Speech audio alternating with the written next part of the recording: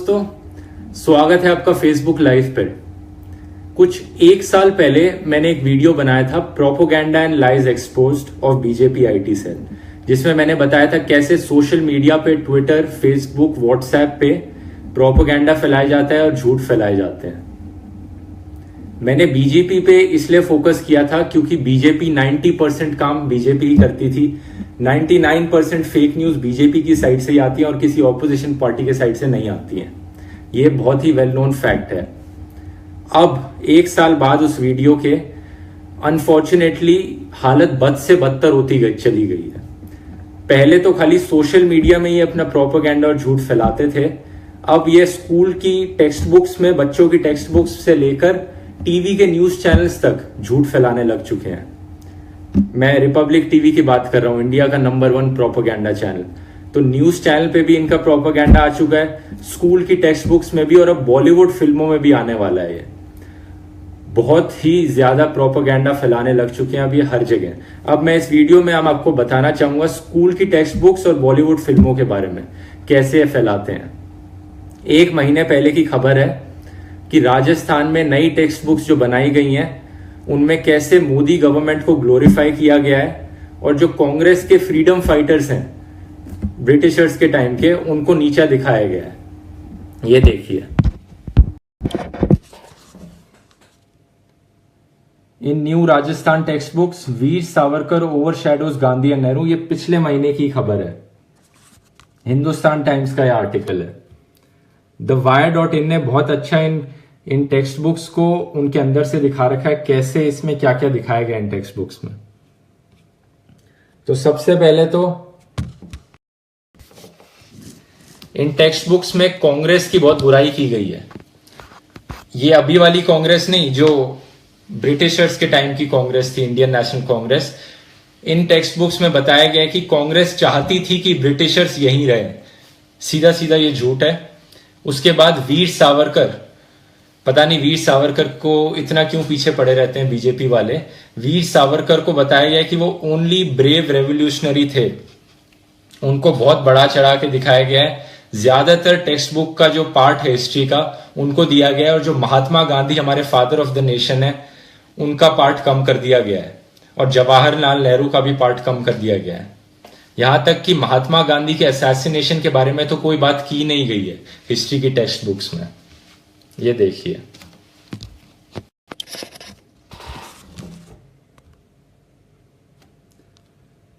सावरकर के बारे में, only brave revolutionary to be sentence to life terms of imprisonment and put in tireless efforts to stop partition.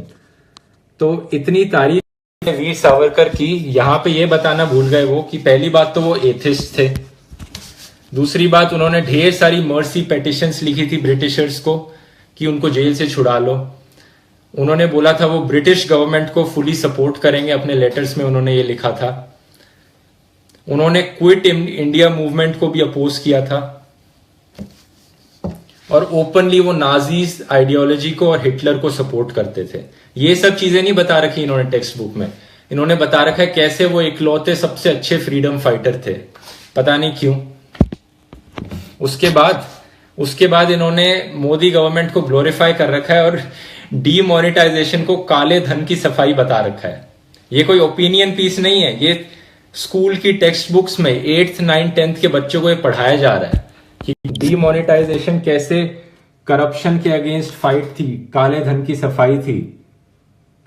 It was a historical decision by central government to bring back black money, fight corruption and stop the financing of terrorist organizations and curb the usage of black money। सारा ही सारा झूठ है। जैसे कि हमने सारे economist ने बता रखा है, इंडिया का जीडीपी गिर गया, डीमोनेटाइजेशन के बारे में झूठ लिखा हुआ है टेक्स्ट बुक्स में। उसके बाद क्लास 10th की इंग्लिश की टेक्स्ट बुक में लिखा है, लोटस के बारे में एक पोयम दी गई है। लोटस को बोला गया है victory of lotus is victory of Indian culture, उस पोयम में लिखा गया है। ये क्या चांस की बात है कि लोटस ही बीजेपी का सिंबल भी है। तो बहुत ही तरीके से 8th, 9th, 10th, 11th, 12th की टेक्स्ट बुक्स में बीजेपी को बढ़ा चढ़ाकर दिखाया गया है।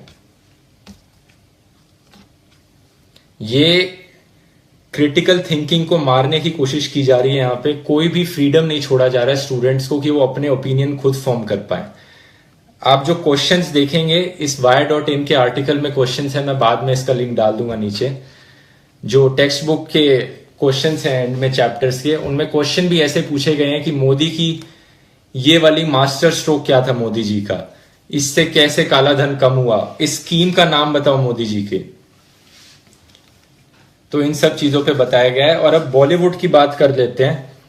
एक तो इससे पूरा ब्रेन वॉश हो जाएगा बच्चों का, पूरी जनरेशन का ब्रेन वॉश करना चाहते हैं। ये बहुत ही खतरनाक चीज है जो स्कूल की टेक्स्ट बुक्स में कर रहे हैं। दूसरी चीज है बॉलीवुड फिल्में।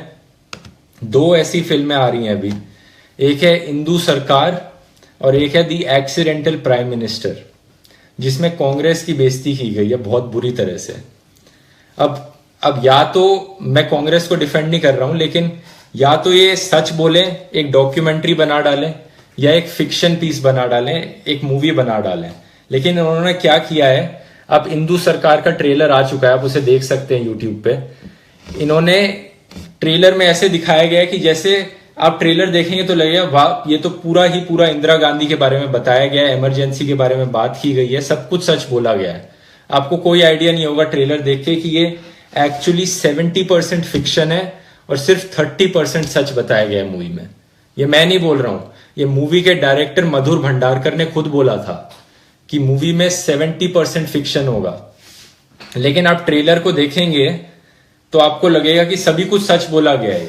99% लोग मधुर भंडारकर का इंटरव्यू तो पढ़ेंगे नहीं, वो सिर्फ मूवी देखने जाएंगे और मूवी देखने के बाद उनको लगेगा कि जिस तरह से इंदिरा गांधी को पोर्ट्रे किया गया है वहां पे, सब कुछ सच बताया गया उनके बारे में। मूवी के ये स्क्रीनशॉट्स देखिए। जो लेफ्ट वाली पिक्चर है वो असली पिक्चर है इंदिरा गांधी और संजय गांधी की, और जो राइट वाली पिक्चर है वो मूवी की पिक्चर ली गई है, मूवी का शॉट है। तो आप मूवी का ट्रेलर भी देखेंगे और ये पिक्चर्स देखेंगे तो आपको बिल्कुल नहीं लगेगा कि ये मूवी फिक्शन है, सीधा सीधा इंदिरा गांधी के बारे में दिखाया गया है। ऐसी एक पिक्चर आ रही है दी एक्सीडेंटल प्राइम मिनिस्टर 2018 में, जिसमें अनुपम खेर जी मनमोहन सिंह का एक्टिंग कर रहे हैं, और जो एक बुक पे बेस्ड है दी एक्सीडेंटल प्राइम मिनिस्टर, जिसमें फिर से मनमोहन सिंह जी को बहुत क्रिटिसाइज किया गया है। और कमाल की बात यह है कि दोनों मूवीज में अनुपम खेर, उनको एक स्टार भक्त कह के बुलाना चाहूंगा मैं, क्योंकि हर बारी वो मोदी गवर्नमेंट की तारीफ करते रहे हैं। वो इंडिया के number 1 propaganda channel Republic TV में भी एक शो करते हैं और कभी भी उनको किसी भी चीज पे क्रिटिसाइज नहीं करते हैं। तो दोनों ही मूवी में उनका रोल दिया गया है। बहुत ही चांस की बात है, मधुर भंडारकर जी जो डायरेक्टर है इंदू सरकार के, उनका भी मोदी गवर्नमेंट के सपोर्ट में ही काफी सारे ट्वीट्स रहे हैं, आप ये देखेंगे तो। अब बात यह है, आप कहने को कह सकते हैं भाई फ्रीडम ऑफ स्पीच है, जो मूवी बनानी है बना लो, बिल्कुल बना लो, कोई डाउट नहीं है। लेकिन किस तरह से मूवी बना रहे हो कि ऐसे दिखा रहे हो जैसे सच्ची डॉक्यूमेंट्री बनाई जा रही है, लेकिन उसमें अपना तुम प्रोपेगेंडा मिक्स करके लोगों को दिखा रहे हो, ये गलत चीज है। ये चीज अब आप बोलोगे कांग्रेस के टाइम ने भी की थी, लेकिन ऐसा कभी नहीं हुआ था कांग्रेस के टाइम में। 2 मूवीज याद आती है मुझे, एक राजनीति थी और एक यंगिस्तान थी। दोनों ही मूवी में किसी को ऐसा बुरा नहीं दिखाया गया, और कुछ ये नहीं कह सकते कि डेफिनेटली किसी कांग्रेस लीडर पे बेस्ड है पूरी की पूरी पिक्चर, उनकी स्टोरी बताई गई है। ऐसा आप हिंदू सरकार के बारे में नहीं कह सकते, आप इसका ट्रेलर देखेंगे तो मैं एंड में बस यही कहना चाहूंगा, एक तो मैं इंदिरा गांधी को डिफेंड नहीं कर रहा हूं, ना ही मैं कांग्रेस को डिफेंड कर रहा हूं, मैं सच को डिफेंड कर रहा हूं, इनके प्रोपेगेंडा के अगेंस्ट बोल रहा हूं। फ्रीडम ऑफ स्पीच है, मूवी देखनी है दिखा लो। तो आप सारे लोगों को मैं बोलना चाहूंगा, इन मूवीज को देखना चाहोगे आप हॉल में तो इन्हें एंटरटेनमेंट की तरह लेना, ये मत समझ लेना कि जो मूवी में दिखाया जा रहा है वो सच है। और जो स्कूल की टेक्स्ट बुक वाली चीज है वो बहुत ही डिसअपॉइंटिंग चीज है, जिस तरह से प्रोपेगेंडा ब्रेन वॉश कर रहे हैं बच्चों को, तो उसको मैं क्रिटिसाइज कर रहा था।